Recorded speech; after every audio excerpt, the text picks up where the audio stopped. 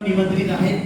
2017 साली मराठी हिंदीतील साहित्य आदिवासी कवितेचा तौलिक अभ्यास या विषयावर डॉक्टर बाबासाहेब आंबेडकर मराठवाडा विद्यापीठ छत्रपती संभाजीनगर या विद्यापीठात PhD ही शिक्षण क्षेत्रातील सर्वोच्च पदवी सरांनी प्राप्त केली. साहित्य अकादमी मुंबई तसेच साहित्य अकादमी दिल्ली तर्फे विविध कार्यक्रमात प्रमुख अतिथी कवी म्हणून अनेक वेळा निमंत्रित डॉक्टर बाबासाहेब आंबेडकर मराठवाडा विद्यापीठ FY SY BA SY BCom च्या अभ्यासक्रमाला रानवा कविता संग्रहातील एक कविता पिरसाईता ही कविता समाविष्ट केली गेली. तर सरांचा मी एकच उल्लेख अजून आवर्जून करावासा वाटतो की जेव्हा जग शांत झालं होतं, जेव्हा जग घरातून बाहेर पडायला भीत होतं, त्यावेळेस सरांनी एक वैचारिक उलगुलान केला होता. तो म्हणजे उलगुलान एक साहित्यिक चळवळ. संपूर्ण महाराष्ट्रातील जे आदिवासी साहित्यिक आणि विचारवंत होते या विचारवंताला त्यांच्या फेसबुक पेजवर निमंत्रित केलं गेलं होतं आणि उलगुलान एक साहित्यिक चळवळ, माझे विचार माझ्या अभिव्यक्ती अशा आशयाचे जवळ 120 मान्यवरांना त्यांनी बोलावलं होतं. माझं सुदैव की मी 78व्या भागामध्ये होतो. मी सव्वा दीड तास सरांच्या त्या कार्यक्रमाला व्यक्त झालोय. तर असं हे महान व्यक्तिमत्व सरांना मी निमंत्रित करतो. त्यांनी विविध आदिवासी बोलीतील कवितांमधून अभिव्यक्त झालेली सामाजिकता या विषयावर बोलावे. मी त्यांचा सत्कार करण्यासाठी सन्माननीय अनुजा संस्थेचे अवकाश संस्थेचे अध्यक्ष सन्माननीय संस्थापक चंद्रकांतजी घाटाळ यांना विनंती करतो की डॉक्टर सखाराम डाकोरे यांना सन्मानित करावं.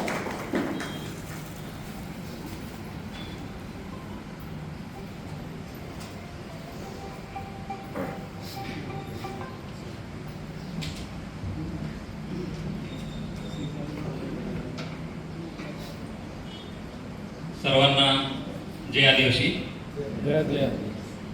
आज अनुजा सेवा संस्था कासा व आदिवासी साहित्य परिषद पालघर यांच्या माध्यमातून आयोजित केलेलं हे कासा येथील पहिलं आदिवासी साहित्य संमेलन आहे. त्याबद्दल मी आयोजकांचे मनपूर्वक धन्यवाद या ठिकाणी अभिव्यक्त करतो आणि या संयोजनाबद्दल करावं तेवढं कौतुक कमी आहे. कारण आज जगामध्ये आदिवासी समाजावर होत असलेला जो अन्याय आहे, जगामध्ये हा शब्द यासाठी वापरला की आपल्याला माहित आहे ज्या ज्या देशामध्ये आदिवासी समाज राहतो, आदिवासी बांधव राहतात, त्या त्या देशामध्ये आज आदिवासींवर वेगवेगळ्या पद्धतीचे अन्याय अत्याचार होत आहे आणि या अन्याय अत्याचाराविरुद्ध आवाज उठवण्यासाठी अशा संमेलनाची आवश्यकता आहे. त्यामुळे संयोजकाचे या ठिकाणी मनपूर्वक धन्यवाद. आणि या संमेलनाचं एक खास वैशिष्ट्य मला या ठिकाणी आवर्जून नमूद करावंसं वाटतं, ते म्हणजे या संमेलनामध्ये तरुण वर्ग मोठ्या प्रमाणामध्ये उपस्थित आहेत. त्यांच्यासाठी एकदा जोरदार टाळ्या. कारण तरुणांपर्यंत हा विचार साहित्याचा असेल, समाजाचा असेल, संस्कृतीचा असेल, भाषेचा असेल, तो गेला पाहिजे. त्यामुळे या ठिकाणी उपस्थित असलेले सर्व तरुण समाज बांधव आणि आपण सर्व या कार्यक्रमाचे अध्यक्ष आदरणीय देवचंद महाले सर, उपस्थित सर्व मान्यवर आणि सर्व रसिक श्रोते हो, मी माझ्या विषयाच्या अनुषंगाने मांडणी करायला सुरुवात करतो. माझा विषय आहे विविध आदिवासी मातृभाषेतील किंवा बोलीतील कवितांमधून अभिव्यक्त झालेली सामाजिकता. आता सांगितल्याप्रमाणे की जगातील आदिवासी समुदायांवर वेगवेगळी जी संकट येत आहेत, तसेच भारतातील आदिवासी समुदायांवर सुद्धा वेगवेगळी संकट येत आहेत. या संकटांचा सामना करण्यासाठी आपण सातत्याने प्रयत्न करत आहोत आणि भारतातील आदिवासी साहित्यिक सुद्धा या अनुषंगाने विचार करीत आहेत. महाराष्ट्रातील आदिवासी साहित्यिकांनी सुद्धा चांगल्या पद्धतीने अभिव्यक्त व्हायला सुरुवात केलेली आहे. परंतु काही प्रश्न आहेत. या प्रश्नांच्या अनुषंगाने आपण अभिव्यक्त झालं पाहिजे का, आणि झालं पाहिजे तर कशा पद्धतीने झालं पाहिजे हे मांडण्यासाठी या ठिकाणी मी उभा आहे.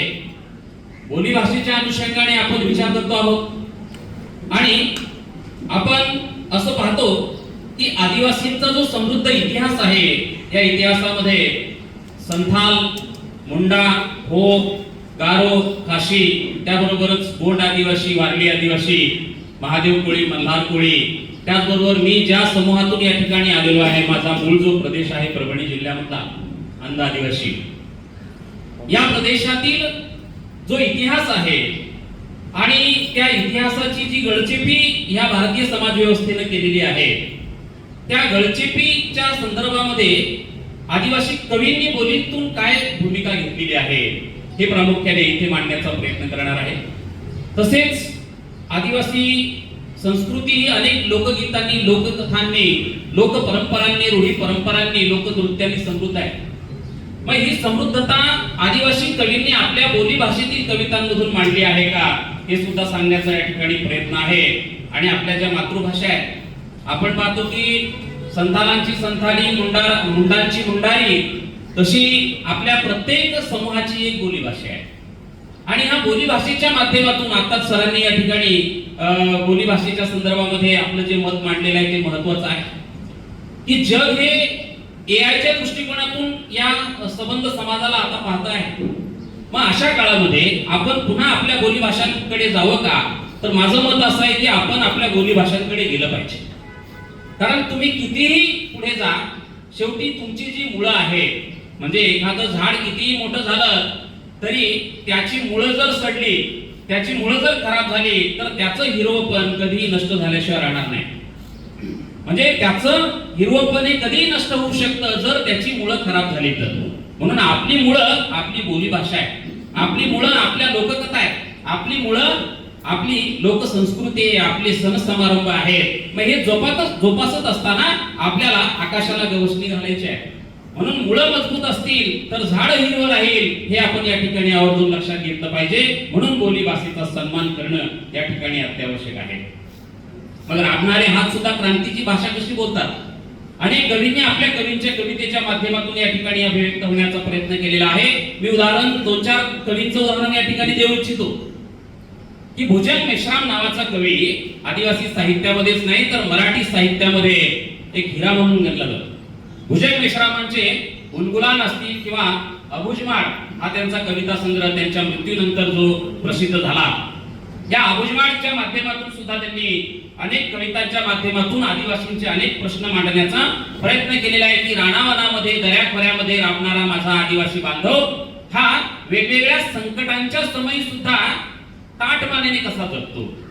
आणि त्या ठिकाणी खास करून जी आपली संस्कृती आहे मातृशक्तीला मानणारी, ही मातृशक्तीला मानणारी, आईच्या कष्टाचा सन्मान करणारी, माईच्या फाटक्या पदराचा सन्मान करणारी संस्कृती आहे.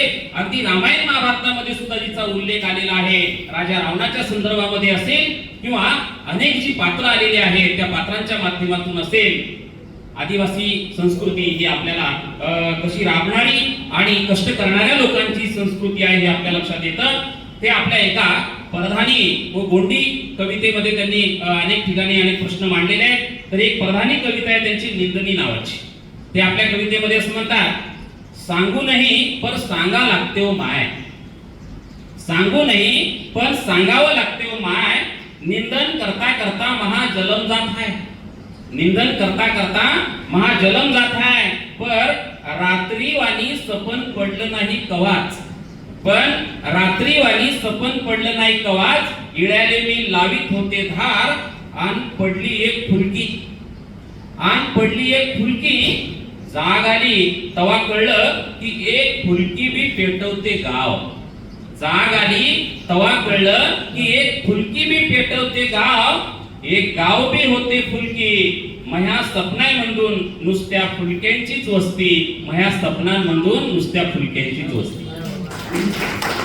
हे काय आहे समजून घेतलं पाहिजे आपण की एखादा भुजंग मेश्रामांसारखा कवी आपल्या बोलीच्या माध्यमातून जे प्रश्न मांडतो आहे, तर ही फुलकी जी आहे, फुलकी म्हणजे काय आमच्या भागामध्ये त्याला थिलंगी, हा थिलंगी म्हणतात, आमच्याकडे थिलंगी, फुलकी, थिलंगी.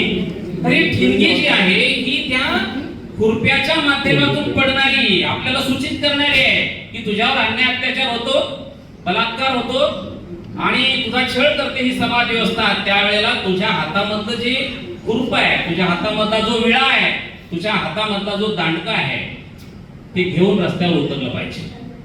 ही लढाई आपल्याला लढावी लागेल हे सांगण्याचं काम कोणी करते. आणि म्हणून ही कविता फक्त आपल्या पुरती मर्यादित राहायला नको, तर ही संबंध आदिवासी समाजापुढे गेली पाहिजे. म्हणून मला असं वाटतं की बोलीचं जे महत्व आहे ते अशा संमेलनांमधून पुढे येताना आपल्याला दिसून येतं. आता आपण असं पाहतो की राजकारणी माणूस केवळ आश्वासनं देतो असं म्हटलं जातं. की आताच या ठिकाणी आमदार महोदयांचं भाषण झालेलं आहे, या आधी सुद्धा त्यांची भेट झाली. त्यांच्या बोलण्यातली तळमळ, त्यांची काम करण्याची पद्धत, त्यांचा साधेपणा मनाला अनेकदा भावलेला आहे. अशी माणसं आज कमी आहेत, राजकारणामध्ये तर निश्चितच कमी आहे. की एखाद्या विधानसभेमध्ये एखादा माणूस विरोधामध्ये उभा राहतो, विरोधात उभं राहण्यासाठी ताकद लागते, क्षमता लागते आणि आपलं चारित्र्य शुद्ध ठेवावं लागतं, नाहीतर बोलता येत नाही. कारण मुंबई विद्यापीठाचा मी सिनेट मेंबर आहे आणि मला माहित आहे की सिनेट मेंबर म्हणून मी मागच्या 3 वर्षांमध्ये आदिवासींचे अनेक प्रश्न मांडण्याचा प्रयत्न केलेला आहे. त्यातल्या एका प्रयत्नाला यश आले. मी म्हणत नाही माझ्यामुळेच आलाय, अनेक लोकांनी प्रयत्न केलाय. आणि ते म्हणजे आदिवासी विद्यार्थ्यांसाठी 100 मुलांचं आणि 100 मुलींचं वसतिगृह विद्यापीठाने मंजूर केलेलं आहे. त्याची मुहूर्तमेढ रोवली जाते आहे, कधी येईल ते माहित नाही, परंतु सुरुवात झालेली आहे. मग आमच्या भागामध्ये सुद्धा आमच्या ज्या शाळा आहेत, आमची जी महाविद्यालय आहे ती चांगली झालीच पाहिजे, याच्याबद्दल वादच नाही. परंतु कुठेतरी उच्च शिक्षणासाठी आम्हाला संधी मिळाली पाहिजे आणि ती संधी विद्यापीठाच्या माध्यमातून मिळाली तर ही चांगलीच गोष्ट आहे असं आपल्याला दिसून येतं. तर चामोलाल राठवा नावाचा कवी आपल्या देहवाली या बोली भाषेमध्ये, मातृभाषेमध्ये त्यांनी कविता लिहिल्या आणि आश्वासन या कवितेमध्ये ते असं म्हणतात, जीवाल आशा लागवा खातोर, जीवाल आशा लागवा खातोर वायच आश्वासन फिरवी देजा. जीवाल आशा लागवा खातर वायच आश्वासन फिरवी देजा, वायदा वायदो देजा, वायदा वायदो देजा आणि थाचो आशा कीन आलो का तुम्हा मान फिरवी देजा, पहिला हात निरोप देजा आणि हात वारी वारी देजा, तुम्हा मोडालो जाबान फिरविले जा, वायदो वचन जिरविले जा, वायदो वचन जिरविले जा. आता ही जी देहवाली मधली कविता होती याचा अर्थ साध्या सोप्या भाषेमध्ये आहे की मोठमोठी लोक आहेत, तुम्ही राजकारणी लोक आहेत, तुम्ही आश्वासन देता आणि निघून जाता, परंतु कधीतरी तुमचा जो वायदा आहे, वायदा म्हणजे आश्वासन, तुमचा वायदा तुम्ही पूर्ण करत जावा. अशा पद्धतीची एक शिकवण त्यांनी या ठिकाणी जिरवी लेजा म्हणजे विसरून जाणे, की तुम्ही जिरवी लेजा, तुम्ही तुमची आश्वासनं विसरून जाता. आणि जबान म्हणजे आपल्याला माहिती आहे, जबान जुबान जाबान शब्द त्यांनी वापरलाय, आश्वासन. की आपण पूर्वीच्या काळी सुद्धा माणसं म्हणायची की एकदा जबान दिली की आपण तो शब्द पाळला पाहिजे, म्हणजे शब्द दिला तर शब्द पाळला पाहिजे. परंतु राजकारणातलं वास्तव एखाद्या बोलीत त्या कवितेमध्ये येतं, हे या ठिकाणी फार महत्वाचं आहे. आज भारतामध्ये आणि खास करून महाराष्ट्र छत्तीसगडच्या प्रांतामध्ये नक्षलवाद्यांचा प्रश्न फार मोठा गंभीर आहे की आदिवासी माणूस म्हणजे नक्षलवादी की काय, अशा पद्धतीची सरकारची भूमिका, अशा पद्धतीची पोलिसांची भूमिका आणि अशा या कचाट्यामध्ये सापडलेला आदिवासी. आणि यांच्याबद्दल वहारू सोनवणे नावाचे आपले कवी गोधडकार आपल्या भिडोरी कवितेमध्ये मा पहिली लढाई आपलीच अशा एका कवितेमध्ये असं म्हणतात की काऊक लुगू मनी बाजू धरसी मा. याचा खरं तर अर्थासकट मी थोडक्यात सांगण्याचा प्रयत्न करतो की कुठपर्यंत काऊक लुगू म्हणजे कुठपर्यंत, काऊक लुगू मई बाजू धरसी मा, बाबा गाया दे आणि तू जीव तोड. गाया म्हणजे शिव्या, गाई आपण म्हणतो ना, गाई म्हणजे हा शब्द त्यांनी कसा वापरला, गाली, गाली, हिंदीमध्ये गाली म्हणजे बाबा गाया दे आणि तू जीव तोड, म्हणजे बाप शिव्या देतो आणि तू काय करतेस, जीव तोडतेस माझ्यासाठी, लेकरासाठी. नाता तोडी टाक ना, नाता तोडी टाक. तो म्हणतो, मुलगा म्हणतो आईला की आई माझ्यासोबत तू एकदाच आता नातच तोडून टाक. कारण काय, कारण मला पोलीस मारी टाकी करीन तू भिवी गई. म्हणजे मला पोलीस मारून टाकतील म्हणून तू घाबरली आहेस, भ्याली आहेस. मला बंदूकच मारी अशी बात नहा माय. मला बंदूकच मारे अशी गोष्ट नाही मा. जीव लेणार चौफेर हात, जीव लेणार चौफेर हात, जीव लेणार चौफेर हात. म्हणजे जसं एकलव्याचा उल्लेख आपण केला की एकलव्याचा अंगठा द्रोणाचार्यांनी कापला. आता ही घटना महाभारतामध्ये नंतर घुसडली गेली अभ्यासकांच्या मते, कारण आमच्याशिवाय तुम्हाला कोणी शिक्षण देऊ शकत नाही. प्रस्थापितांचं जे काही म्हणणं आहे ते ते खरं करण्याचा ते प्रयत्न करीत असतात. म्हणून अनेक खोट्या गोष्टी त्या रचत असतात. म्हणून इथे उल्लेख झाला की आदिवासींचा इतिहास आदिवासींनी लिहिला पाहिजे का? माझं म्हणणं आहे तो लिहिलाच पाहिजे. कारण आज रामायण महाभारत तुमच्या डोक्यावर येऊन बसलेलं आहे, ते लिहिलंय म्हणून येऊन बसलेले. लक्षात ठेवा, तुम्हाला लिहावं लागेल.